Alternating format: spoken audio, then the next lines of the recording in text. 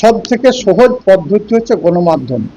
কারণ এটা হচ্ছে গণতন্ত্রের চতুর্থ স্তম্ভ। তাই আপনাদের কাছে রিকোয়েস্ট করব যে বীরভূম জেলা পরিষদকে যেভাবে আমরা আগিয়ে নিয়ে গেছি মাননীয় মুখ্যমন্ত্রী মাননীয় মমতা বন্দ্যোপাধ্যায়ের নেতৃত্বে, সেগুলো জনসমক্ষে নিয়ে আসুন। 2022 সাল থেকে 2025 সাল পর্যন্ত বীরভূম জেলা পরিষদ উন্নয়নের খতিয়ান তুলে ধরা হলো সাংবাদিক বৈঠকের মাধ্যমে বীরভূম জেলা পরিষদের সভাধিপতি কাজল শেখের কক্ষে। এই বৈঠকে উপস্থিত ছিলেন সহকারী সভাধিপতি স্বর্ণলতা সরেন সহ অন্যান্য কর্মাধ্যক্ষের উপস্থিতিতে এই সাংবাদিক বৈঠক করা হয়। এই সাংবাদিক বৈঠকের মাধ্যমে বীরভূম জেলার 167টি গ্রাম পঞ্চায়েত ও পঞ্চায়েত সমিতির এলাকায় রাস্তা, ড্রেন, পুকুর, জাহের খান, মাঝি খান, অনুষ্ঠান মঞ্চ, শ্মশান সহ একাধিক উন্নয়নের পথের মানুষকে সরকারি প্রকল্পের সুবিধা করে স্বাস্থ্য ব্যবস্থা, পশুপালন সহ পথশ্রী প্রকল্পের রাস্তাঘাট, গ্রাম যোজনা, গ্রামকে পরিষ্কার পরিচ্ছন্ন রাখা, 100 দিনের কাজ বন্ধ হয়ে যাওয়ার পর 50 দিনের কাজ যোগান দেওয়া সহ একাধিক উন্নয়নমূলক কাজের খতিয়ান তুলে ধরলেন সাংবাদিকদের মুখোমুখি হয়ে। অপরদিকে জেলা পরিষদের উন্নয়নের বিষয় নিয়ে দলেরই বেশ কিছু জন উন্নয়নের বিষয় নিয়ে বিরোধিতা করে। তারা জানে না জেলা পরিষদের পক্ষ থেকে বিগত 5 বছরে কী উন্নয়ন করা হয়েছে। যারা এই বিষয় নিয়ে জানে না তারা হয়তো এই উন্নয়নের কাগজটি পেলে তাদের ধারণা বদলে যাবে। অগ্রগতির পথে বীরভূম জেলা পরিষদ মাননীয় মুখ্যমন্ত্রী মাননীয় মমতা বন্দ্যোপাধ্যায়ের নির্দেশে বীরভূম জেলা পরিষদ এগিয়ে চলেছে বিভিন্ন দিক দিয়ে।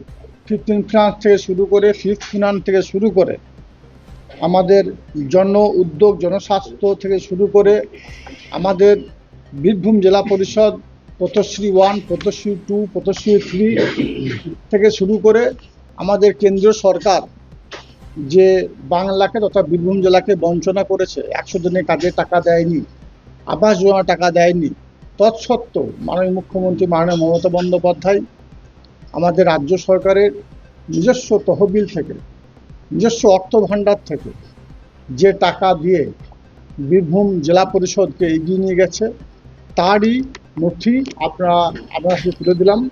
আমার বীরভূম জেলা পরিষদের সকল কর্মাধ্যক্ষরা এখানে উপস্থিত আছে। জেলা পরিষদের সহসভাপতি থেকে শুরু করে, কোমেন্টর থেকে শুরু করে, আমরা সকলে একত্রিত হয়ে আপনাদের সামনে বীরভূম জেলা পরিষদের এই যে কয়েক বছরের যে উন্নয়ন আমরা করেছি, বীরভূম জেলা পরিষদকে আমরা যেভাবে কাঁধে কাঁধ মিলিয়ে, পায়ে পা মিলিয়ে, আলাপ আলোচনার সাপেক্ষে এগিয়ে নিয়ে গেছি, সেসব বিভিন্ন বিষয়ে আমরা যে এগিয়ে গেছি সেইগুলো আপনার সামনে আমরা তুলে ধরি। তার মধ্যে এখানে দেওয়া আছে, প্রত্যেকটি বিষয় এখানে লিপিবদ্ধ করা আছে।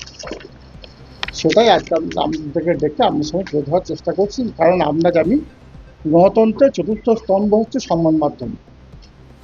আমরা বীরভূম জেলা পরিষদের বিভিন্ন প্রান্তে 167 গ্রাম পঞ্চায়েতে যে জনমুখী প্রকল্পগুলো মাননীয় মুখ্যমন্ত্রী মাননীয় মমতা বন্দ্যোপাধ্যায়ের নেতৃত্বে বাস্তবায়িত করেছি, সেইগুলো কোন কোন জায়গায় কিভাবে কাজ করা হয়েছে সেইগুলোকে প্রচারে আলোয় নিয়ে আসার জন্য সব থেকে সহজ পদ্ধতি হচ্ছে গণমাধ্যম। কারণ এটা হচ্ছে গণতন্ত্রের চতুর্থ স্তম্ভ। তাই আপনাদের কাছে রিকোয়েস্ট করব যে বীরভূম জেলা পরিষদকে যেভাবে আমরা আগিয়ে নিয়ে গেছি মাননীয় মুখ্যমন্ত্রী মাননীয় মমতা বন্দ্যোপাধ্যায়ের নেতৃত্বে, সেগুলো জনসমক্ষে নিয়ে আসুন এবং গ্রাম থেকে গ্রামান্তরে, শহর থেকে শহরতলিতে প্রত্যেকটি মানুষ যেন এই বিষয়গুলো সম্বন্ধে অবহিত থাকে, এটাই আমাদের উদ্দেশ্য।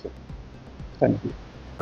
অবশ্যই প্রত্যেকটি বিডিও সাহেবের মাধ্যমে, পঞ্চায়েত সমিতির মাধ্যমে আমরা কয়েক হাজার করে কপি পাঠিয়ে দিয়েছি।